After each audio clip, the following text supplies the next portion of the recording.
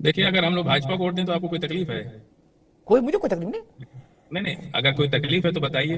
मुझे क्या तकलीफ अगर होगी, हम चाहे लोग जिसको वोट दो। कहाँ हैं आप इतना इतना क्यों उस पर जोर दे रहे हैं? किस खैर आपको बुद्ध की बात कर दो तो आप बुरा मान जाते हैं, बाबा हमने साहब अम्बेडकर की बात करो अरे भाई तो आप हमने बुरा मान जाते हैं, संविधान की बात करो तो आप बुरा मान जाते हैं।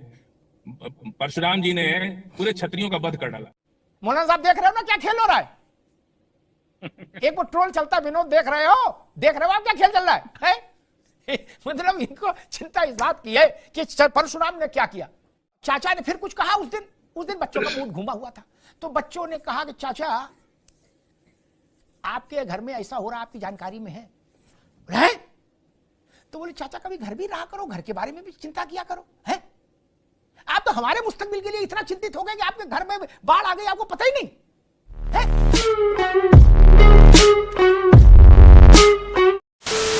नमस्कार दोस्तों, स्वागत है आपका अमिताभ अग्निहोत्री जी की बहुत ही ज़बरदस्त और मज़ेदार डिबेट वीडियो में। राम मंदिर मिलने के पश्चात मोहन भागवत जी का ये बयान आया था कि मंदिर हमें मिल चुका है, अब हमें किसी विवाद में नहीं पड़ना है और हमें अब देश को विश्वगुरु बनाने की तरफ अग्रसर होना है। तो दोस्तों, इसके विपरीत बीएचपी की तरफ से ये बयान आया है कि ये मंदिर तो मिल चुका, राम मंदिर तो हमें मिल चुका है, अब मथुरा काशी की बारी है, वो भी हम लेकर रहेंगे। तो दोस्तों, इसी पर यह डिबेट है। डिबेट में आप देखोगे दोस्तों, अमिताभ अग्निहोत्री जी से अच्छी तरह से उलझ रहे हैं फजील अहमद, जो मुस्लिम स्कॉलर है। लेकिन दोस्तों, जब भी अमिताभ अग्निहोत्री जी इनसे डिबेट करते हैं, ये हमेशा अमिताभ अग्निहोत्री जी से उल्टी बातें करते हैं और उलझ जाते हैं। इस बार भी इन्होंने यही किया। अमिताभ अग्निहोत्री जी इनसे कुछ और बात कर रहे हैं, तो ये दोस्तों दलित, बौद्ध और आदिवासी ऐसी बात करेंगे। ये है मुस्लिम स्कॉलर, लेकिन ये बात करेंगे दलित, आदिवासी, बौद्ध पर। तो दोस्तों, अमिताभ अग्निहोत्री जी आज बहुत ही ज़्यादा खिन्न हो गए इन पर।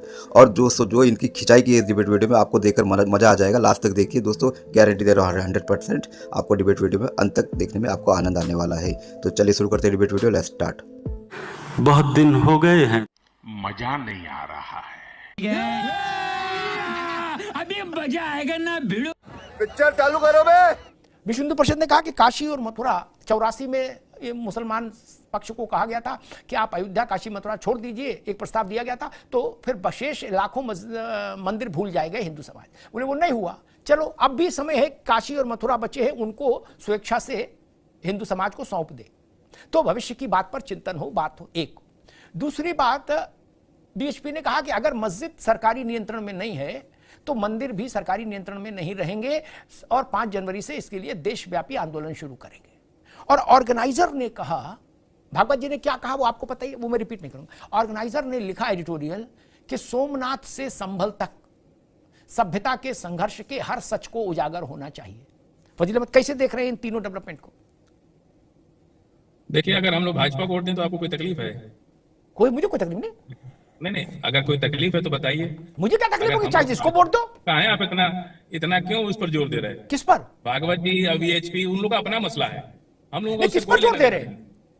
नहीं नहीं, आप कैसी बात जोर कर दे रहे रहे हो हैं। मुसलमान सुनिए, हाँ। जिस तरह से शिवसेना सबसे बड़ी हिंदू पार्टी थी ना, हाँ। तो मुसलमान आज महाराष्ट्र के अंदर आज मुसलमान पागल हुआ है वोट देने के लिए शिवसेना को। ठीक तो है, कल को अगर भाजपा को भी मुसलमान पागल होकर वोट दे तो कोई दिक्कत है आपको? बहुत अच्छी बात है, बिल्कुल देना चाहिए। हाँ, जिसको मन करे उसको वोट देना चाहिए। हाँ। बाकी बीएचपी क्या कहता है, वो क्या कहते हैं भागवत जी, ये उनका अपना मामला है। इससे हम लोग का कोई लेना देना नहीं। हम तो बाबा साहब के बनाए संविधान पर भरोसा करते हैं और उसी संविधान से देश चलेगा। चाहे वो बुद्ध मंदिर का मामला हो, चाहे सोमनाथ मंदिर के नीचे बुद्ध गुफाएं मिली है, उसको बुद्ध मंदिर को बुद्ध मठ को देने की बात हो, चाहे 20,000 मंदिरों की लिस्ट बुद्धिस्ट समाज के लोग बना लिए हैं कि अगर 91 वर्षिप आज खत्म कर दीजिए और 20,000 मंदिरों पर दावा दाखिल हो जाएगा। आखिर अदालत तो सबके लिए है ना, एक ही धर्म के लिए है। ठीक है फजील, अदालत में तो सबको जाने का अधिकार है। ठीक। हमसे फजील अहमद कह रहे थे कि मुसलमान भाजपा को वोट दे तो आपको क्या तकलीफ? मुझे कोई तकलीफ नहीं, मैं तो कहूंगा लड्डू बांटो भैया, चाहे जिसको वोट दो। फिर उनका नहीं, ये विश्व हिंदू परिषद तो सब लोग कह रहे हैं, इनसे हमारा क्या लेना देना। लेकिन उनका लेना देना बुद्ध से है। बुद्ध मंदिरों की लिस्ट मुझे में रखे हैं क्या? यहां तो करे, अभी बीच में नहीं। फजील अहमद मेरा बहस का तरीका जाते बीच में तो बोलने नहीं देते ना, बीच में नहीं। जब अवसर दोबारा मिले तब बात कहेगा, अभी नहीं, अभी नोट डाउन करते रहिए। लेकिन बुद्ध की चिंता बहुत ज्यादा है बौद्धों की, तो बौद्धों का संगठन बना लो, उसके अध्यक्ष हो जाओ। 91 का जो वर्शिप एक्ट है वो केवल फजील अहमद और यतीमा को ही याद नहीं, अदालतों को भी याद है, और वहां अदालतों में वो बात रखी जाती है, उसके बाद अदालत फैसला देती है। 1000 एक्ट है, लेकिन फैसला तो अदालत का माना जाएगा ना। उनको राज्यपाल बना दिया जाता है, इसलिए वो लोग फैसला बदल देते हैं। ठीक है, तो अब फजील अहमद तो राज्यपाल कचहरी, भी तो ठीक, अब रुकना होगा। फजील अहमद तो कचहरी हो नहीं सकते, अच्छा लगे बात चाहे बुरा लगे। ऐसा तो नहीं फजील अहमद को कागज कलम दे देंगे भाई आप देश का फैसला करो, ऐसा संभव नहीं ना। फैसले तो अदालत ही करेगी, उनको राज्यपाल बनाए और चाहे चुंगी में बाबू बनाए, लेकिन फैसला तो अदालतें करेंगी। इंदिरा गांधी के समय में कड़वा कड़वा थू और मीठा मीठा गप, याद नहीं? मौलाना साहब आपको शायद याद होगा, आप तो लिखने पढ़ने वाले आदमी हैं। एक आदमी को हाई कोर्ट का जज बनाया, फिर उससे जो अपने फैसले थे वो करा लिए, फिर उसको वापस नहीं आई, राज्यसभा भेज दिया, फिर राज्यसभा का टर्म खत्म हुआ तो फिर जज बना दिया, याद नहीं? तब बाबा साहब की किताब नहीं लेके निकले थे, तब अम्बेडकर जी जिंदाबाद का नारा नहीं लगाए। अब बता रहे राज्यसभा भेज दिया जाता है रिटायरमेंट के बाद, यहां तो बीच में भेजा भाजी थी, तब फजील अहमद ने नहीं पढ़ा। ये समस्या ये है, इतिहास का उतना ही भाग पढ़ना चाहते हैं जो जिसमें अर्ध सत्य भरे हो, जिसमें यह बताया जाए कि औरंगजेब महान था, वो उतना ही इतिहास पढ़ेंगे। औरंगजेब आक्रांता था, वो वाला चैप्टर उसमें ले ही लगा देते हैं, वो पलट देते हैं, यही समस्या। खैर, आपको बुद्ध की बात कर दो तो आप बुरा मान जाते हैं, बाबा साहब अम्बेडकर की बात करो अरे भाई, तो आप हमने बुरा मान जाते हैं, संविधान की बात करो तो आप बुरा मान जाते हैं। परशुराम जी ने पूरे क्षत्रियों का वध कर डाला। सिद्धार्थ नगर उत्तर प्रदेश के अंदर एक दलित बच्चे का 17 साल का दलित बच्चे के मुंह में पेशाब कर दिया, सिद्धार्थ नगर में, आज की घटना बता रहे हैं। और उसको इतना मारा कि वो बेचारा वहां से आत्महत्या कर लिया जाकर के। इतना उसको प्रायश्चित हुआ अपने जीवन पर कि वो दलित आदिवासी है, दलित है, तो उसके मुंह में पेशाब कर दिया सवर्णों ने, दबंगों ने, और वो जाकर के आत्महत्या कर लिया। ये आज की घटना है, पता कर लीजिए। लेकिन आपके मुंह से एक बार भी नहीं निकला उसकी बात कि कैसे उसने आत्महत्या कर लिया। कोई भी एक चैनल खबर नहीं दिखाया इसको। इसका मतलब कि इस देश में अछूतों के साथ, आदिवासियों के साथ, दलितों के साथ कितना अपमानजनक व्यवहार आप कर रहे हैं, ये बात किसी से छिपी है क्या? ठीक है। पिछले कुछ समय में देख रहा हूं कि फजील अहमद को इस्लाम से जुड़े किसी सवाल पर कोई रुचि नहीं।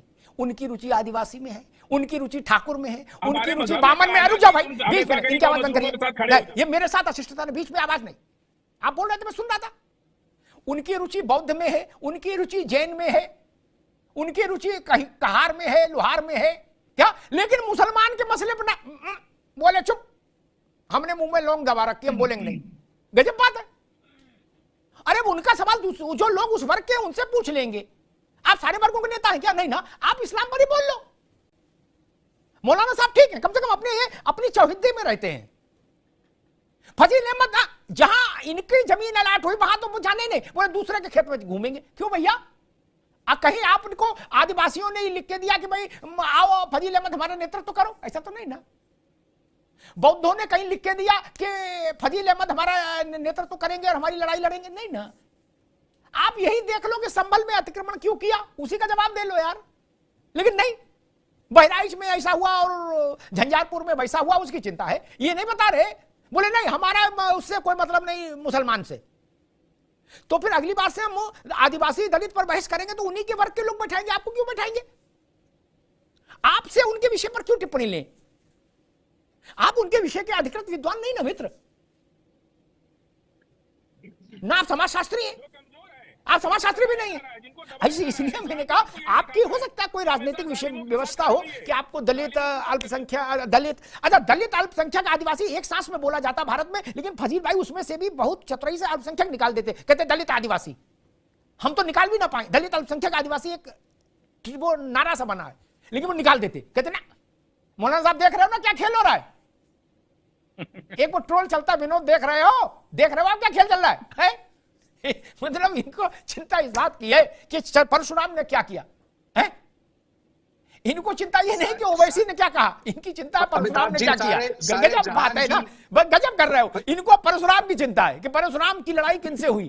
गजब बात है। नहीं, इतना ध्यान अपने धर्म में देते यार तो कुछ भला होता। नहीं, हमने पूछा मस्जिद, उनने बताई दरगाह। अरे दरगाह तो मौलाना साहब 4 बता ही चुके थे, मेरा प्रश्न दरगाह पर था ही नहीं ना। मैंने बोला, मैंने कहा मस्जिद, चर्च और गुरुद्वारा अगर वो सरकार के अधीन नहीं है तो फिर हिंदू मंदिर भी सरकार के अधीन नहीं रहना चाहिए। ये मेरा सैद्धांतिक पक्ष है। क्या हुआ उसका? ठीक, इसलिए बोर्ड बनाइए, मठ मंदिर की जमीन सब ट्रांसफर कर दीजिए सनातन बोर्ड में। ठीक, वही होगा फजील भाई। और आपकी शुभकामनाएं भी उसमें चाहिए होंगी, वो भी आप देंगे, मुझे पता है, क्योंकि आपका हृदय बड़ा उदार है।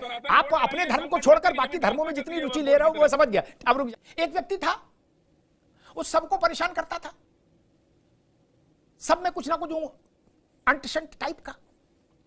बच्चे परेशान रहते थे मोहल्ले के। मौलाना साहब एक दिन बच्चों का भाई इनका इलाज बांध दो चाचा का। क्या ये बहुत बवाल की है। की बात कर देंगे हम। रुक जाओ भैया। तो चाचा ने फिर कुछ कहा उस दिन, उस दिन बच्चों का मूड घूमा हुआ था। तो बच्चों ने कहा कि चाचा आपके घर में ऐसा हो रहा, आपकी जानकारी में है? तो बोले चाचा कभी घर भी रहा करो, घर के बारे में भी चिंता किया करो। है आप तो हमारे मुस्तकबिल के लिए इतना चिंतित हो गए कि आपके घर में बाढ़ आ गई, आपको पता ही नहीं है। रोज कह रहे गुड्डू तू क्यों खेल रहा, पप्पू तू क्यों खेल रहा, तू हाफ पैंट क्यों पहने, तू फुल पैंट क्यों पहने। चाचा उनने के घर में तो देख लो वहां क्या हो रहा है क्या। तब चाचा ने कान पकड़े, बोले ना अब उंगली नहीं करेंगे भैया, ना अपना देखो। लेकिन खैर फजील भाई है, चेतना संपन्न व्यक्ति है। मार चोट दिए भैया जी आप तो। कैसे कैसे लोग रहते हैं यार यहाँ पर। तो दोस्तों डिबेट हो गई खत्म, वीडियो हो गई पूरी। उम्मीद करता हूँ दोस्तों अमिताभ अग्निहोत्री जी की ये जबरदस्त डिबेट वीडियो आपको पसंद आई होगी। तो दोस्तों ऐसी ही डिबेट वीडियो देखना चाहते हो, प्राइम डिबेट के यूट्यूब चैनल को सब्सक्राइब करके आप जरूर जाओगे। मिलता हूँ आपसे अगले वीडियो में, तब तक के लिए जय हिंद, वंदे मातरम।